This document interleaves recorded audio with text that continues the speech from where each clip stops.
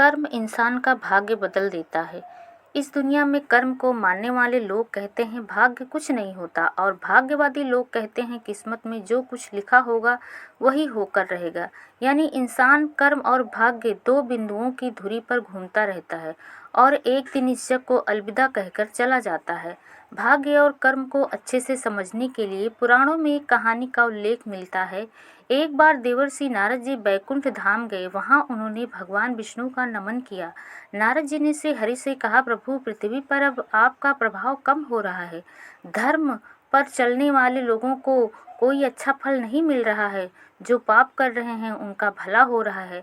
तब श्री हरि ने कहा, ऐसा नहीं है देवर्षि, जो भी हो रहा है सब नियति के जरिए हो रहा है। नारद बोले, मैं तो देख कर आ रहा हूँ, पापियों को अच्छा फल मिल रहा है और भला करने वाले को, धर्म के रास्ते पर चलने वाले लोगों को बुरा फल मिल रहा है। भगवान ने कहा, कोई ऐसी घटना बताओ। नारद ने कहा, अभी मैं एक जंगल से आ रहा हूँ। वहाँ एक गाय दलदल में फंसी हुई थी। कोई उसे बचाने वाला नहीं था। तभी एक चोर उधर से गुजरा। गाय को फंसा हुआ देखकर वह भी उसे नहीं बचाया और उसको लांघ कर निकल गया। आगे जाकर चोर को सोने की मोहरों से भरी एक थैली मिली। थोड़ी देर बाद वहाँ से एक वृद्ध साधु गुजरा। उसने उस गाय को बचाने की पूरी कोशिश की। पूरे शरीर का जोर लगाकर उस गाय को बचा लिया। लेकिन मैंने देखा कि गाय को दलदल से निकालने के बाद वह साधु आगे गया तो एक गड्ढे में गिर गया। प्रभु बताइए, यह कौन सा न्याय है।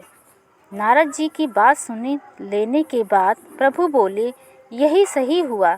जो चोर गाय पर पैर रखकर भाग गया था, उसकी किस्मत में तो एक खजाना था, लेकिन उससे इस पाप के कारण उसे केवल कुछ मोहरें ही मिली। वही वह साधु को गड्ढे में इसलिए गिरना पड़ा क्योंकि उसके भाग्य में मृत्यु लिखी थी, लेकिन गाय को बचाने के कारण उसके पूरे बढ़ गए और उसकी मृत्यु एक छोटी सी चोट में बदल गई।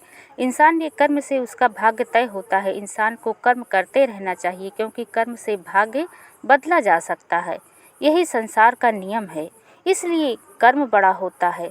व्यक्ति जैसा कर्म करता है वैसा ही फल मिलता है और कर्म भाग्य बदल देता है। यही परम सत्य है।